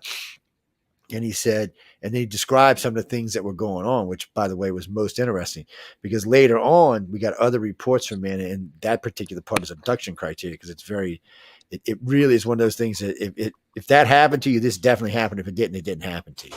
So so I said, you know what? I'll have to start looking at this. So we put out a thing. And the problem was we had to wade through so much bullshit. So many people calling us just wanting to tell us sex stories or this kind of story or that kind of story, or just get on the phone and talk dirty. I was like, look, people, it's not, you're not looking for fan art or fan fiction. We're just trying to get to this. Getting their jollies. Yeah, pretty much. That's what they were doing. And then finally we started getting cases that were decent cases with good witnesses, people who were willing to take voice stress, people who were willing to go into hypnosis. So we really started getting some good cases. But even today, I doubt we have more than 300 cases, maybe 350 in all of them. But they describe it, they say they'll like another good friend of mine. She lives in France. She used to say they used to go walking on the beach together. They flew to Rome together. So what I'm thinking is, I don't think he actually. I think she got in her head. They flew to Rome, which I actually think they went to Rome and did whatever they did out on the beach and everything. But I don't think he actually ever got on an airplane. I just don't know how he could do it. I could see how he could make everybody think he wasn't. But Jesus, you ever see reptilians are huge, 7 foot tall, 550, 600 pounds. Bare minimum. There are And some that are that, 10, 12 feet tall. yeah, actually, I was getting ready to say usually they're more like 8.5 to 9, a full grown alpha. A 7 footer is probably a young male with no Or a tail. female. Yeah, Or it a could be a full-grown female. female. Yeah, and with no tail at that. Only the alphas get tails, so it's just, I don't know. It's very strange, but we got a lot of these cases, so now we have to at least take them seriously. And what's Well, I mean, interesting is the even if sex people are part of it. into these tales, Joe, I've been describing it. I first learned about the Anunnaki probably in the late 70s or early 80s. And back then, the only species that I was aware of were the Greys and the Anunnaki. The reptilians were still kind of in the background. They weren't as popular today as they were 40 years ago. But my impression of it was that, and I've lost my train of thought. I'm sorry. That happens. That's Where were we okay. going? Well, no, I mean it's just when you look at the reptilians were popular up until the Greys came along, Right. and then they weren't. And it was at that point that I described what the Anunnaki did to us as species rape. Now there weren't. Now I was only a kid in the 70s. I mean, I started doing this research when I was 10 or 11. So I didn't get any like X-rated stuff out of it, but I didn't find any stories. Even today, still, I haven't seen or heard anything of like the Anunnaki physically raping the human slaves. But the fact that they took their DNA and inflicted it upon basically a non-sentient gorilla in Africa and made several different attempts at making us, I consider that species rape. So I'm not surprised to hear about abductions with rape scenarios, because those started coming out in about the 80s, and those are really scary. Yeah, it's a strange thing. I mean, it's like when you originally look, when you go back in history and you look, you'll find the reptilians all over. You find the human aliens all over, and then right after the Greys show up, the reptilians go from being loved and revered to being hated and picked on, and then you start to see the fall of the Mayan, Aztec, Toltec, all the ones that worshipped them. No, Gene. And whose influence is that? Is that the Anunnaki's influence, or is that probably as a result Greys. of them having that little conflict with the Anunnaki? No, I think it was the Greys. I feel like the reptilians have always been depicted as being the oppressor and like the slave and they're the driver. freer, and I know, and they're the ones that freed us. Ain't that a bitch? Yeah. Well, and with that, I've been, like I said, I've been doing this research since the early 70s, and it's always flip flopped. One decade or 1 year, the Greys are their saviors. The next year, they're the bad guys. The next year, the reptilians are the good guys. The next year, they're the bad guys. And they kept flip flopping all these different. And Anunnaki were either good or bad. The Greys were always good or bad. I think that's part of the misinformation campaigns against them.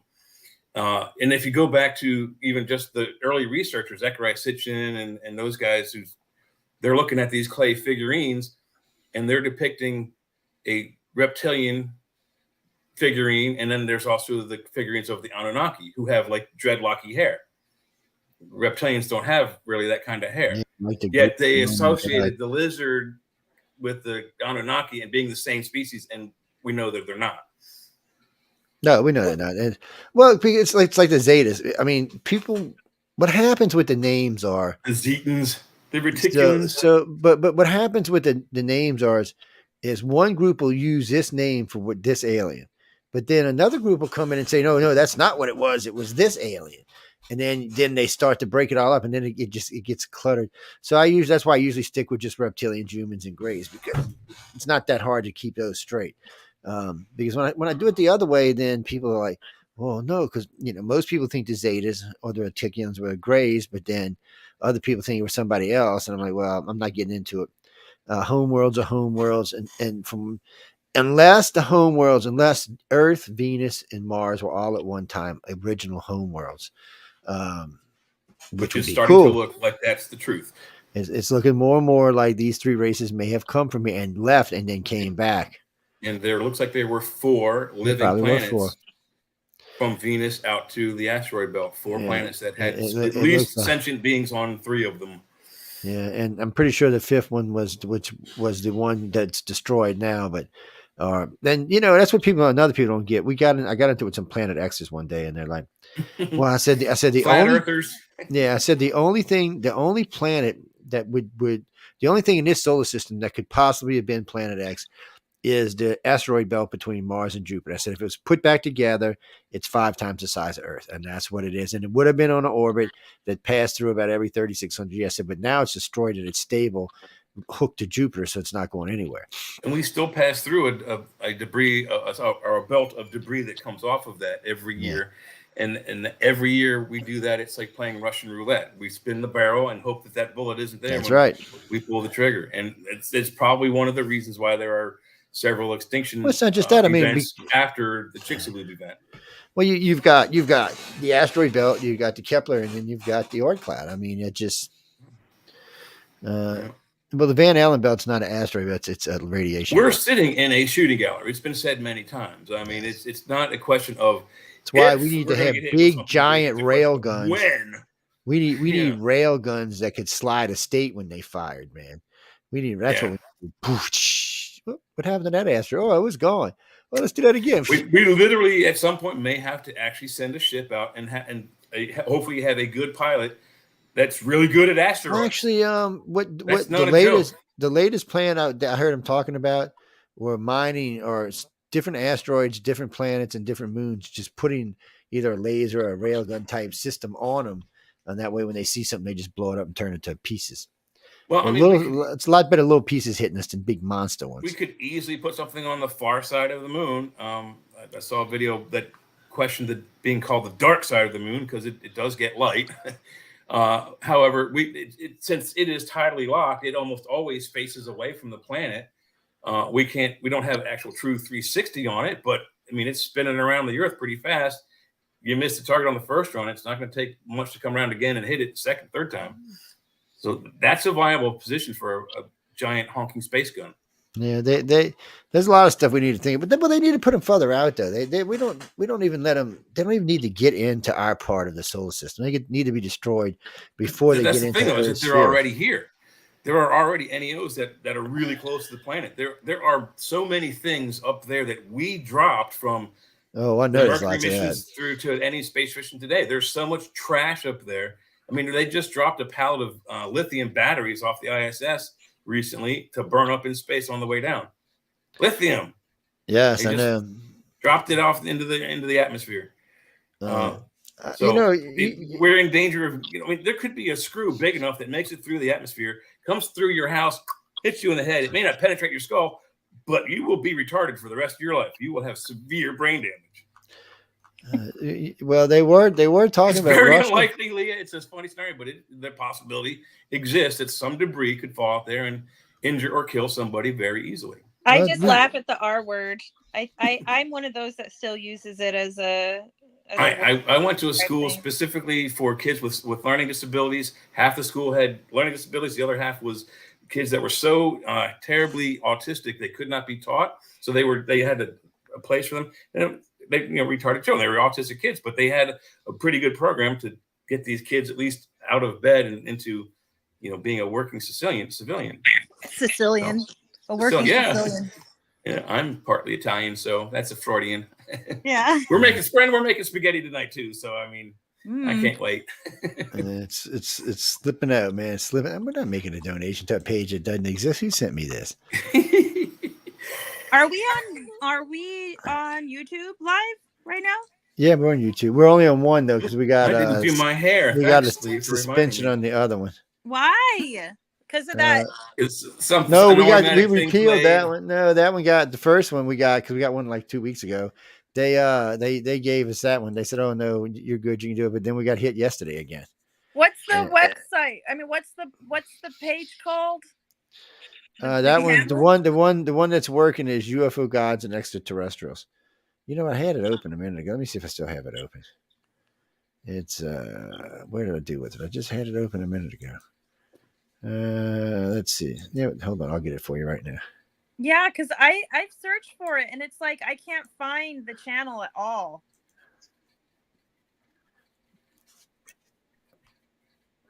Let me see if I can find it. I already got it. Hold on, I'm gonna pop it in chat right now. There you go. Boop. When I Boop. search for it just shows me a bunch of Ancient Aliens episodes and Oh yeah, because UFO guys, because it's only all we use this for. It's in the is it in private chat or regular chat? well, it's not showing up as a viable channel on my end. Yeah, because we don't use it for that. We use UFO Paranormal Radio for that. UFO Gods and Extraterrestrials is a storage bin that if for some reason the other one's down, we use it to keep our shows there. We only thing we use YouTube for is storage only. We don't even send people to it anymore. We tell them go to Facebook or go to Roku or go to one of the other places. It's See, people can go there. I would use YouTube as my first go-to because I know a lot of people who don't use Facebook and refuse to. And I mean, all they got to do is ask. I mean, I just put the link in the chat. So, I mean, it's not hard to get it. You can pull it out of here anytime. All you got to do is go up to the YouTube thing at the top of the page. And just click down and go to wherever you're going. Yeah, I don't even see anything that says YouTube. No, you can't because you're not logged in with a code. You're just logged in as a guest. Oh, okay, that makes sense. Yeah, so you're not going to be able to see it. Now you're going to see about 500 of these print up there. Look, bam, bam, bam, bam, bam. See all of those. See when I if I don't go private and I put it in the regular chat, it posts to all of our chats. But the last ones are UFO extraterrestrials and gods, or UFO gods and extraterrestrials. No, I think it's only like 331. She's right. I tried to search for it on YouTube. I couldn't find it either. Yeah, you're not going to find it because it's titled UFOs, Gods, and Extraterrestrials. So YouTube searches the word UFO, then it searches the word gods, and it searches the word extraterrestrials. It's not searching the title, the name. That's actually the name of the video. Yeah, they're not searching that. They're only searching UFO and then gods and extraterrestrials. It doesn't search that way. When I search for UFO Paranormal Radio, the actual channel shows up with your channel. Yeah. So like that one shows up as like the second, because it's been around for a while. And, see, the one we used to have was United Public Radio, which was a big one. It's the one we were actually making good money on it. And then YouTube one day said, well, you've been playing foreign material. We're taking your page away from you. You're like, wait, what? What? You've been exposing too many secrets. We're taking this page away from you. Well, and sometimes all we had to do was mention one 3-letter agency, and boom, we were off YouTube. Oh yeah, they don't like us talking about the alphabet. They were on it. I mean, bad on it. Yeah, it was actually during COVID. And all was ridiculous. You couldn't say anything on YouTube. I mean, if you even squeaked wrong, oh boy, that's coming off. What do you mean, Jerry? No, because YouTube has gotten to where they want to dictate. So YouTube wants their narrative. That's what YouTube wants. All of they want to narrate what you're gonna feel and what you're gonna see and what you're gonna do. So, well, for me, it's different on Facebook. I have business pages, so they don't narrate my personal pages. They do. Business pages can get them sued, and if one business page person sues and then another 100,000 decides to sue or 1 million, that could hurt Facebook and financially. 26 billion or not. A million people suing could really cause serious damage. So they don't really regulate the business pages like they do the personal pages, and mainly because business pages don't usually put up with as much bullshit. We're not going to let you just come on. You probably have to pay for the business page, and we're not going to let you just come on and hate on people nonstop all day. One of the admins will step in and say, "What the hell are you doing?" So Facebook don't even have to. One of our own admins will do it, and we usually give admin status to anybody who wants it that's a host, so they can go over and do it. Christopher, no, but the link is www.youtube.com/watch. What is that? !V = PKMP OQUDREK. Yes, well, you got it taped. You can just go back and listen to it. Is it case sensitive? I don't think so. I've I never. don't think so. Those weird things like that. I've typed in all caps before, and as soon as you hit enter, it goes to all lowercase. So Yeah, it's not supposed to be anyway. Jerry Lee, what do you got for us? What do you mean? Do aliens taste good? I'm not licking on no aliens. You better ask Leah to do that, or that Jay. I'm not that's doing yeah, that. that's a weird thing. That's just nasty, people. Most of the aliens that are That's just cockeyed interacting nasty. with us are not only are they millions, perhaps even billions of years ahead of us, evolutionary scale wise, in their physical form. That even if you just had the thought, I'm going to hunt this creature, you'd be dead before you even pulled the trigger. That they are in your mind so well that you think to hunt a reptilian, a gray, and we don't know that they don't have mental abilities to the such that they think or they hear us think, I'm going to kill this guy, this alien. We don't know that they can't just look at you and go with their brain and either Oh, the turn your Grays brain go. off Yeah, the or Grays kill could kill you you. flat out. Grays could kill you with a thought, no problem. Yeah, I don't know if all of them can. Because they track you by just it's how they track you is through your DNA. Well, actually, through your there's brain. 2 ways they can track you. One, they have to be in very close within at least eyesight location. Is they can track you by your brain frequency. We each of us have a unique frequency that our brain operates on. They can identify us that way, but they have to be in direct line of sight to do that. The other way is through implants and like Joe said. Well, they've got the go ahead, Leah. Go ahead. I honestly, I was going to bring up the reptilians and going all the way back to the millions of years or thousands of years in the past, when they were the only ones, or the main one on the planet. They were the main antagonists. Yeah. Right. Is there 60 million any years ago. relation to reptilians? And you say, like, they could have been the dinosaurs and the Middle Earth dragons. So we know that the reptilians were living during the dinosaur era because the Pravda map dates back 120 million years. So that's right smack in the middle of the dinosaur era. Or we're not, well, towards the end of it, not the middle. But still. And there are also clay pots within Central and Northern South America that depict humans and reptilians riding dinosaur type creatures. Yeah. So what about the fantasy world, that novels depict in Middle Earth times? So Middle Earth is interesting since we found that big ocean, or wannabe ocean, because it's not a real ocean, but since we found that, we have realized that there probably are either remnants of worlds or pieces of worlds, because the planet gets tossed over every so often. Mm-hmm. If you look at this, people think of the surface of this planet, it's 50 million years old. Well, it's not really that old. California's being tossed. So in a billion years, it could have been tossed, I don't know, 100 times, 500 times. Yeah, I meaning can that, explain that. So meaning that it's sucking everything down. Go ahead. So the way it works that you're talking about, Joe, is called, we have abduction and subduction zones. So an abduction zone is where the two plates meet. The one plate is heavier than the other, so it goes atop the lighter one, and the lighter one gets pushed down and then eventually hits the magma layer, which is like 60 to 120 miles below our feet, and it becomes molten. That's an abduction. That's an abduction zone. Subduction zone is where two plates meet that are of similar or very hard materials, and they go and they crush up and they create mountains. That's abduction zone. Subduction, it goes under. And then the other way that we create land is Hawaii is the best example. Japan is the top isle of Japan. The last island of Japan is the tail of the Hawaiian Islands. All of that rock is from that one volcanic spout that's coming out of the ocean and creating Hawaii. Hawaii is sitting on top of this volcano. And in a few years, maybe in our lifetime, it will break away from that and become its own separate island. And then more stuff will come up where that volcano is. And there's your next isle in that chain that goes all the way up to the Aleutian Islands. That's how plate tectonics works. The hell was that? I still didn't quite understand what is that. Does that have something to do with the dragons? Well, to go with what Joe's point of how the Earth has been churned up.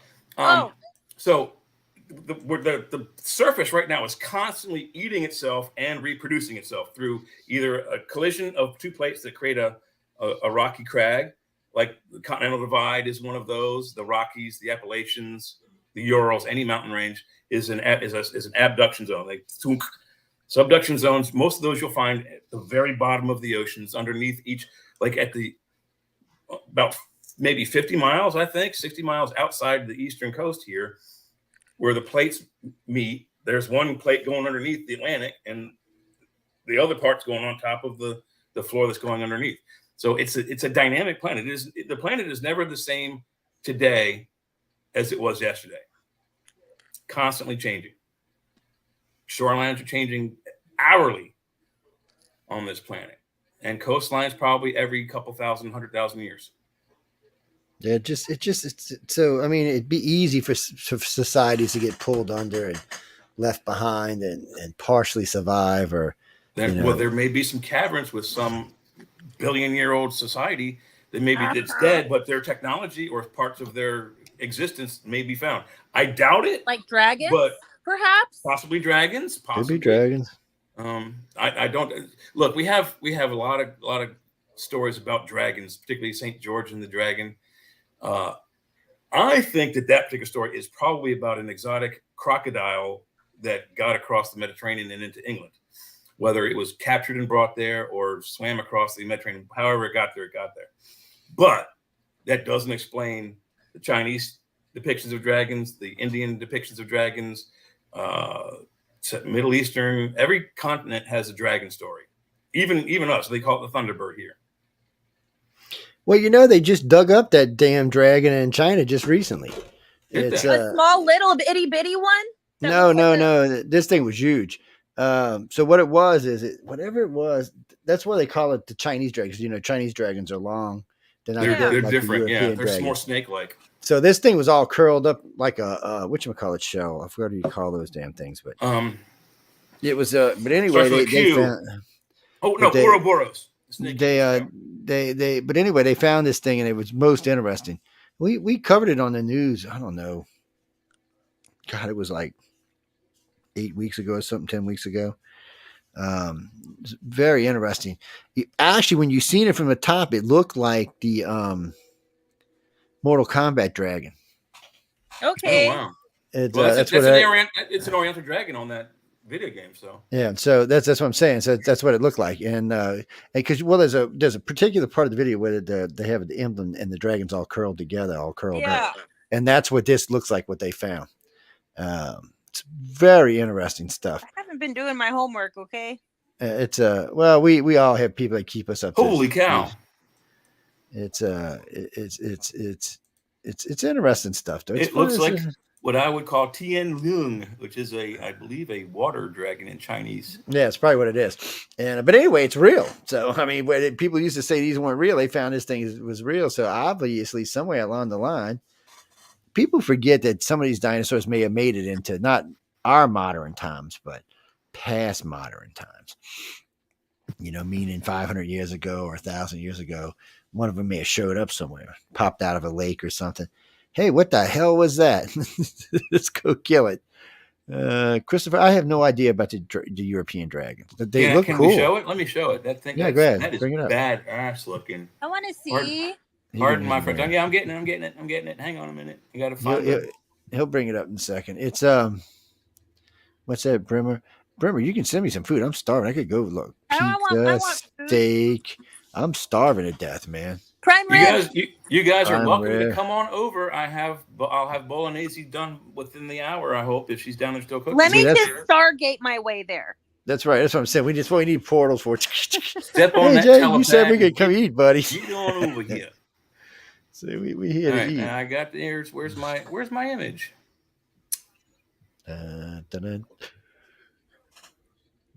Weird. Breakfast in Louisiana, lunch in the Midwest, dinner in the East Coast. That's right. Why not? So I was thinking breakfast in Sydney, okay, lunch in Berlin, and dinner in Moscow. It's so we're gonna have some different kind of food. What is that? Yeah, we go to. No, you mean right now? Would I go to Moscow? No, I would not. No, I just wanted to go hang out with you guys at your guys' yes. house. Oh, yes. Well, that's fun. You're gonna come hang out with us, so you'd have a good time. It's. I don't want to go to Moscow. Yeah, we're not going to let me download. Not right now, anyway. Oh, you shouldn't have to download it. Let me put the link in here. in I'm the chat getting thing. it. It's usually you can just bring the whole page over and do it that way. Where's that, Mama Sama? I'm not quite Mama. that savvy. Here we go. Let me get Private this, chat. When's the Mama. next time you're going to be in LA, Joe? Weeks. In 4 weeks. I'll be there in 4 weeks. I have a friend that's really trying to get me to go down there and I am going to work wreak some magic. havoc. When I say I'm going to wreak some havoc, I mean I am going to wreak havoc. Okay, present, share screen, and where's it at? There it is. Share. But I'm not. I have to do something else right now, so I'm probably not going to be in LA for a little. That sucks. I don't know.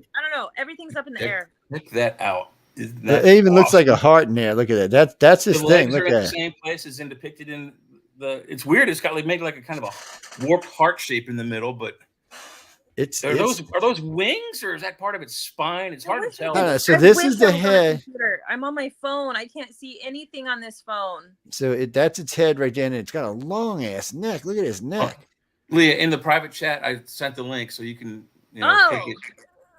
And then you click around and look at his hand thingy over here. Yeah. Well, if you look inside the wing of birds, they have fingers. Let's see. Look at the tail on this thing. It looks like an alligator tail. It looks spine. Is that a really long neck? That's a really long neck. What? Count the 8 vertebrae. 1, 2, 3, 4, 5, 6, 7, 8, 9, 10, 11, 12, 13, 14, 15, 16, 17, 18, 19, 20. At least 20, maybe 21 vertebrae. That's 3 times the vertebrae of any animal in existence today. Even the giraffe with the longest neck has only 7 vertebrae in its neck bones. Same with us. 7 in our neck. Yeah, so these might be what's left over of wings. I'm not sure. It kind of gives you that look right here. The little lines coming back. It's got to be something. Wings or ribs? No, this is ribs right here. Yeah, those tail, are like you see, like there's like 2 feet quills back here. There's I only 4 see feet, 1 2 up on the here. back and 2 on the front. But then you look at the end of those wingy things. There's like it looks like quills. Yeah, I'm not sure what this is. See if you can zoom in on that. Let's see. Does it give me an option? No, it don't. Maybe it does. No, it don't. Damn it. Don't give me an option. Don't let me do nothing, actually. Nope. It's a most interesting picture. I mean, when you see it, somebody said it does look like what we would consider a Chinese dragon. 100%. Actually, no, Chris, this is a fossil that was found not all that long ago. Well, how big is it? Like if they were to put it on a measurement, like stretch it out. Hey there. Who said just popped in? Tim, how you doing? I don't know. Let's look and see. I haven't even looked and seen. It's been a while. 240 miles. What? Damn, this thing's 240 million years old. Jeez, Pete, I didn't realize it was this old. So if it's 240 million years old and we've only been here 200,000 years, how do we know? 32 separate vertebrae on the neck. 32. It's what it says. Old fossil neck has 32 separate vertebrae longer than its body and tail combined. Its neck's longer than its body, its tail combined. That's some shit. Can you imagine the musculature necessary to maneuver that thing that long? It must have had a neck as big as a tree. Yeah, it was part snake or something. Like it had to be real. Well, they're trying to say it was this thing right here. No, whatever this is plesiosaur. No, was it that big? Was it really that big? Yeah, it was big. But plesiosaurs did not have toes. That thing has distinctive toes on it. Yeah, it looks like it's got toes and wings, so it's not living in the water. No, in the water it wouldn't have wings. Well, maybe fins, I guess. But so how big was the fossil? How big did they say that this creature was? It says it gave us a length yet. It's just talking that they're still shocked it had 32 vertebrae. No, I think that's it. I think that's all the information how many vertebrae did humans have? The way those fingers and toes are, it could have been flippers, but I guess it could have. That's be some big ass flippers though. Yeah, they have one really long middle finger and one really long toe, so that's probably flippers. But those sharp things coming off of the top of that curl there, it looks like. Well, let's see. We can see if it's flippers. Let's look at its feet. Where was it found? Was it found underwater? It doesn't. It's in the Museum of Scotland, is where it's at. So, yeah. Fitting discovery in the year of a dragon, team of scientists have uncovered a complete fossil of an aquatic reptilian that resembles a Chinese dragon. Its snake-like appearance and its elongated neck, it definitely dates back on 240 Okay, but years. what are those long things surrounding its neck? They look like bones of a bat wing.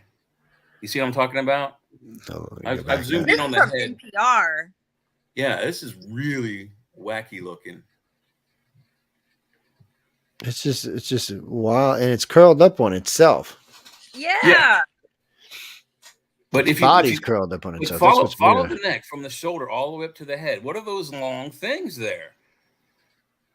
I don't know. You mean They're these straight. over here? They're not natural. So they're quills from that creature or broken off parts of a fan that came off of the tail or off of the back. Maybe. So that's his back feet, and then you have these back coming flippers. off. You got these coming off. You got something that looks like this fossilized screw or propeller from a boat there by its feet as well. That's crazy looking. Mm-hmm.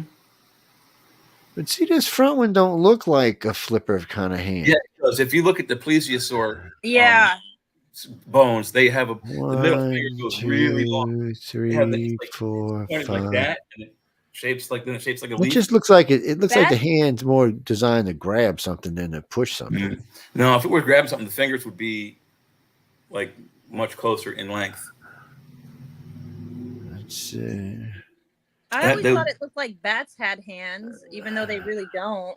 Well, they do. Those bones you see in the wings of a bat are called phalanges, which are the same name of our finger bones. Yeah. So. It just won't give me any real anything on how plesiosaur only evolved around 40 million years ago. So yeah, they know it's not a plesiosaur. It's too young. Yeah, it's definitely not. Too old. Way too long. Telling you, dragons. Well, that's what they're calling it. They're calling it a dragon. There were sea dragons that didn't necessarily fly, but lived in the sea exclusively. So how big was this creature, like in American measurements? Like it's not giving us. It's not giving us any. It's not telling us that. Imperial. Three different. Yeah. Imperial measurements. I've been through 3 different sites so far, and none of them have told you how big it is. See what we get here. Oriental Dragon recently discovered measurements. What do we get? Probably the same stuff you got. I don't know. It's 32 separate neck bones. I hear my lawn Was that USA Today we were looking at? I was on NPR is where we were. Yeah, that's NPR. So let's see what that USA Today has to say about it. They want money. Screw you. Everybody wants money these days, isn't it? Everybody's like, "Oh, give me some money, man." Let's see if we can do this a different way. Let's see if we can do this. Wow, it's been on their radar since 2003, so they've known of its location since at least then. Yeah, I seen that earlier. Let's see. It's not so much of a recent discovery, so much as they finally went and dug the thing up. Giant sea dragon fossil from Jurassic period discovered in the UK. Oh wait, this is something different. Did they find it under the water? No, it didn't say they did. They said it was found somewhere. Okay, here we go. Is this it? CNN may gave us some more information. I don't want nobody wants to tell you how big this thing is. Well, if they're comparing it to a giant dinosaur. Oh, they think it's bigger than the plesiosaur. So it's big, whatever it is. With 32 neck bones, and they do kind of look somewhat uniform. I'm thinking its neck is as big as a damn freaking plesiosaur. I don't know why it won't give you a damn actual length. You know they've measured it. They don't. They seem to be somewhat average in length. Those bones, 32 of them. If let's say they're a foot long, that's 32 feet. That's longer than most dinosaurs. And that's just its neck. That's just the neck. Yes. Which makes up about what, one third maybe? No, the actual neck is longer than the body on this. Longer than the body, they're saying. Yeah. Okay. Oh wait, here we go. The latest discovery, more complete, about 16 feet long, and allowed the science to depict a strange creature. Wait a minute.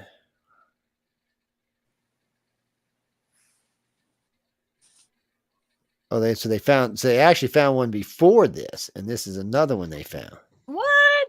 Yes. So it's not a one-time occurrence. Well, no, the other one wasn't complete like this one is. Oh. So, what is this, guys? Yes, it's saying its neck could be anywhere from 16 feet to 28 feet long, making the entire animal over 60 feet. What? And it says longer than most dinosaurs. I think that the Brontosaurus was the longest at like 65, 70 feet. So it's at least that big. So was everything back then that big too? There were many things that big, yeah. Yes. Not all things, but most things were very large. Well, and also the thing is, people wonder, well, why can't they be alive today?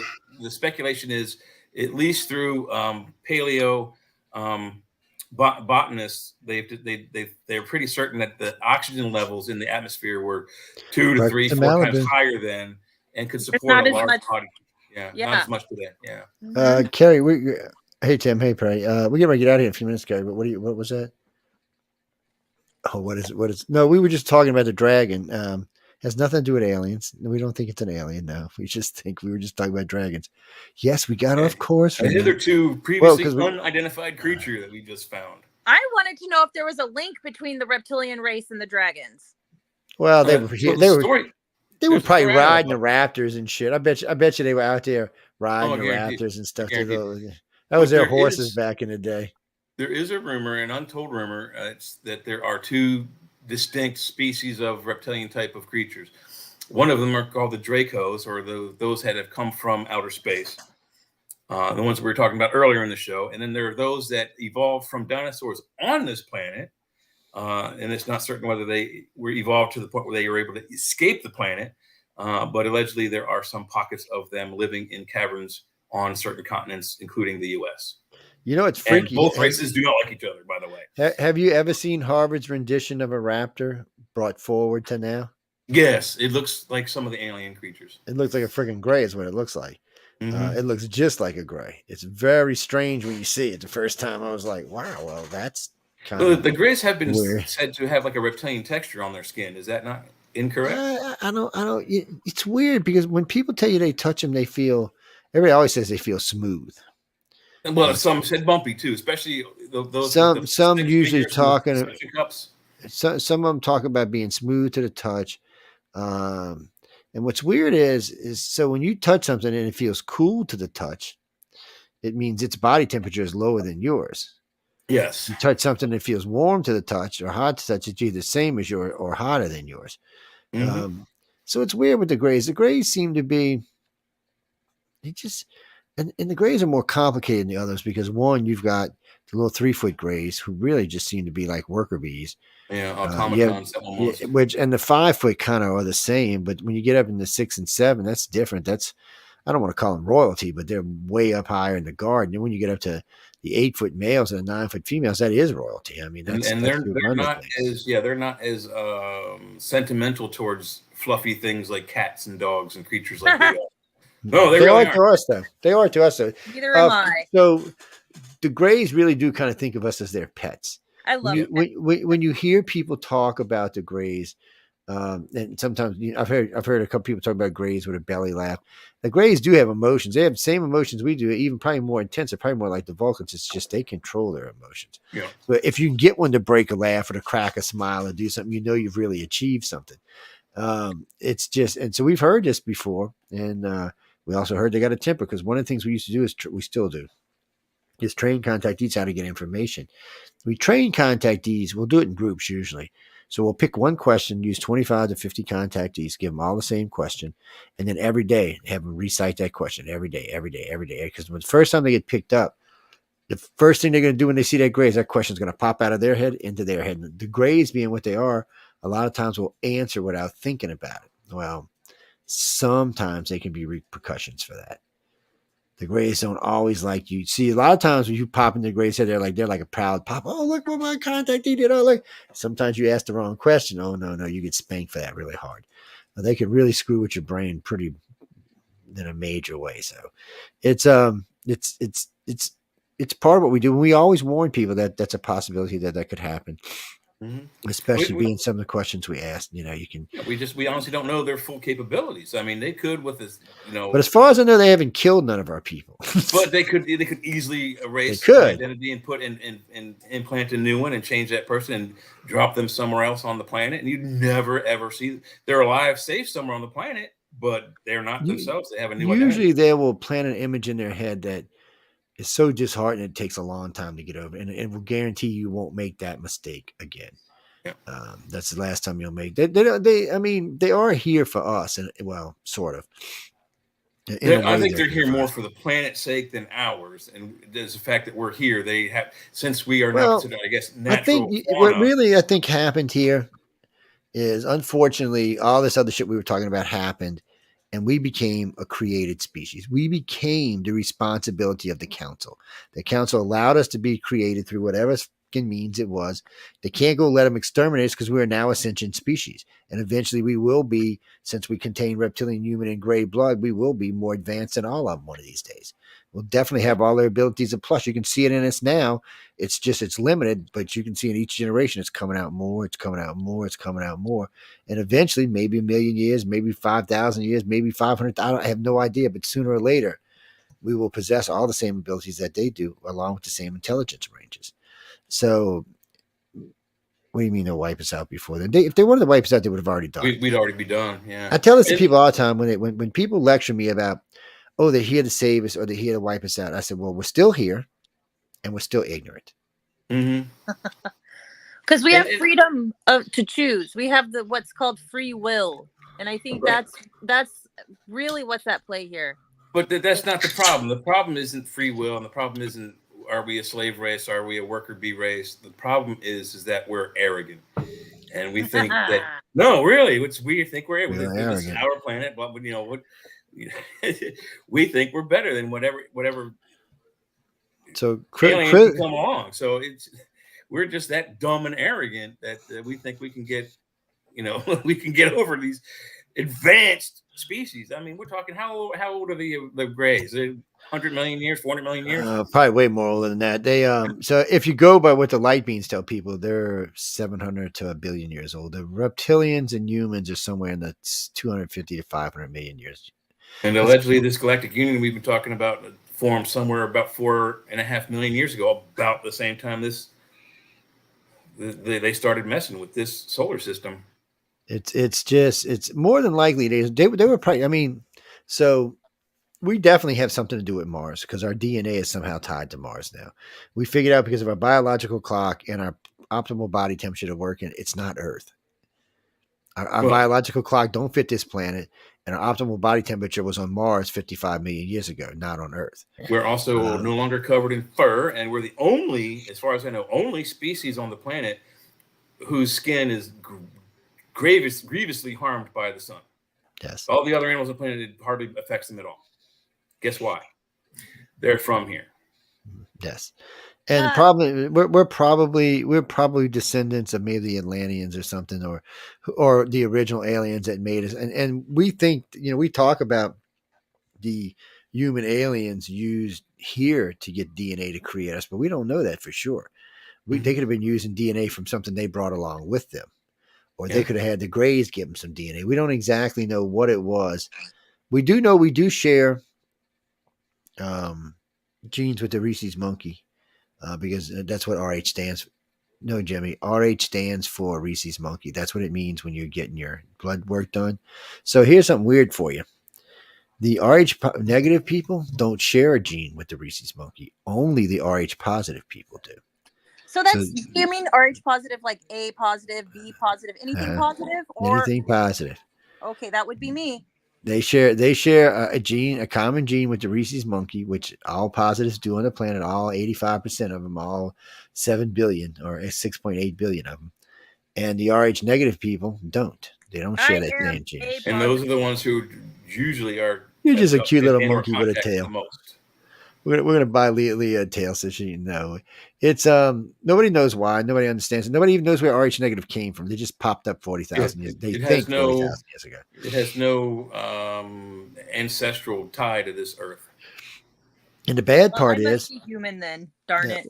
well, the bad part is Rh negative is a baby killer. Forever, it was a baby killer. It's That amazing it was the even made reason it why to blood tests way back in the 40s, 50s, and it's and amazing we got to 15% population with it because it babies are born still. I mean, it was only 20, 30 years ago when they came up with the shot for. I remember when I got married, we had to have a blood test. Yep. Mm-hmm. And It we was are the actually out transect there. kind of stuff, the stillbirths and birth defects for one thing. And they were thinking it was because of brothers marrying sisters and cousins marrying cousins and whatnot. That wasn't the case. It was this new bloodline. That was just new bloodline. It's here. It's not going anywhere. And it slowly but surely look like it's taking over a little bit at a time, a little bit at a time. They're saying in 300, 400 years, it's going to be, I'm sorry, 3,000 or 4,000 years, it's going to be closer to 30% of the population. So you're saying that more contactees are Rh negative than positive? Almost all of them. No, about 65%, 65, 68% are. Usually the ones that aren't Rh negative are usually those who are unlucky enough to be married to a contactee/abductee who are usually kept unaware of it, but sometimes they are abducted as well. And well, what happens is it's like see, my son is not an Rh negative. He's an Rh positive, but he's going to be taken no matter what because he's just family. And it happens in all families. So that's how they end up getting taken. But since they're abducted mostly through Rh negative people, the majority of people that are having babies are going to be probably Rh negative. So it's why it keeps it around 35% of the positives that are being taken. So I really wish I knew what my grandmother's was. My mom's. But somebody, if you're an abductee, somebody in your family somewhere along the line had Rh negative blood. You can bet you can take that to the bank. Don't know who it was, anyways. Well, just because you're Rh positive doesn't rule you out, Jimmy. You know, doesn't mean you're not going to be taken. Yeah, if you're not of the abductee desirable type for the aliens, but you are dating someone who is ideal for them or they're interested in, they may take you with them. Most of the time, the non-desired partner is usually left unaware of the abductions, but sometimes they're brought into it. So the non-one is. Oh no, the Anunnaki like us because we're low in cholesterol, Drews. Yeah. Yeah, and we taste good with sugar. So yes, I heard we taste like bad. We taste like chicken, or maybe bad. Well, humans say we taste like just bad, pork. Like gross. Yeah, pork. I just heard that we're not palatable. Well, for if so, the people who used to eat humans on this planet say we taste just like pork. That's why they call us long pig. If you ever hear anybody say they're cooking long pig, that means they're cooking humans. I never heard that before. It makes me never eat a pig again. Like, if I never want to eat pork. I don't want sausage. I don't want bacon. What are you talking about? I'll take Leah's bacon if you. Yeah, I'll take Leah's bacon too, man. What are you talking about? Give me that freaking bacon. No, Chris, we got to go. It's 10 after. No, we got to go. Yeah, we don't want to get Michelle mad at us again. I'm surprised she hasn't already texted Jane. So what the fuck are y'all doing? Why are you talking about bacon? Bacon is good. We love bacon. I'm gonna be. What's his name? What was his name? Nixon. I want bacon. Mm-hmm. Well, that's what those two fingers were. They weren't for victory. He's like, I had my 4 pieces of bacon today. That's right. That's my bacon fingers.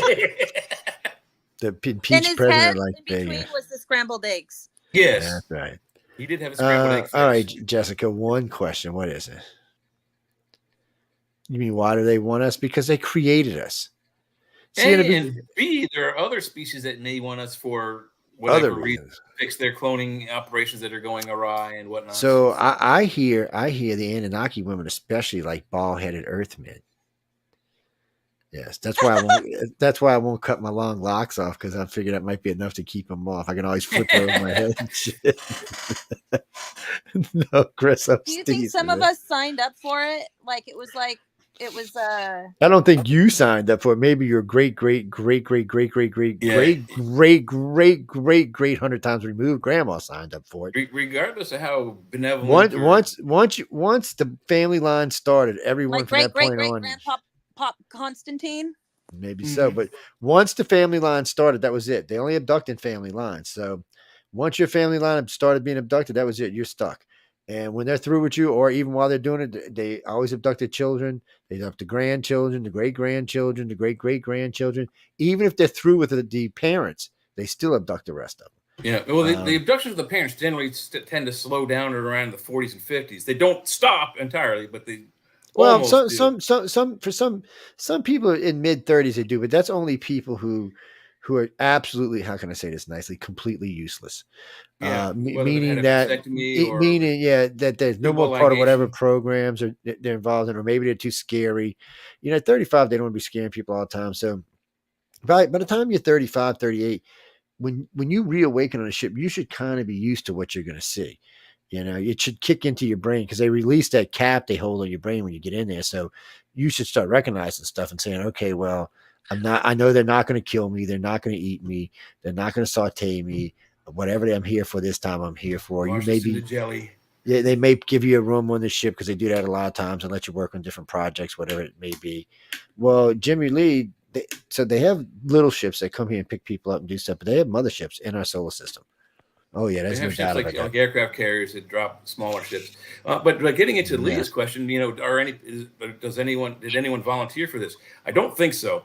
We don't know which bloodlines they're following because we're not part of the experiment. But they started way back, 100,000 years ago, 20,000 years ago. So whatever bloodlines they're following, for whatever monkey they were playing with back then, through the 7 or 8 iterations of our species. I doubt that anyone if they're still following those same lines they started way back when they first created us, that is what I call, again, species rape. Even if they were able to mentally tell an ignorant ape what their intentions were, and the ape said, "Oh yeah, go ahead," the ape doesn't know what the hell is going on. They don't know about genetic experiments. They don't know about medical procedures. They probably don't even know how to cook food, to be honest with you. Well, what's funny about this? Even if we gave permission back then, it's still considered in our legal system a statutory rape. It's the whole thing is crazy, but Reese, again, if they wanted us dead, we'd be dead. If they wanted to enlighten us, we'd be enlightened. We are not an enlightened species by any freaking means. No, they want the great. All of them want to see us become what we can be. But I'm telling you now, they're not going to stop us if we nuke the planet. No, indeed, not. They're not going to interfere. Just, you don't take my word for it. Look at Chernobyl. Did they interfere? No, they did not. Did they interfere for Fukushima? No, they did not. Did they for 3 Mile Island? No, they did not. This and is all what the other makes me countless think. tests. But did they intervene? Did they intervene with the Trinity test? No. Did they intervene with the drop on Nagasaki? No. They were there. They were there. Yeah, they were.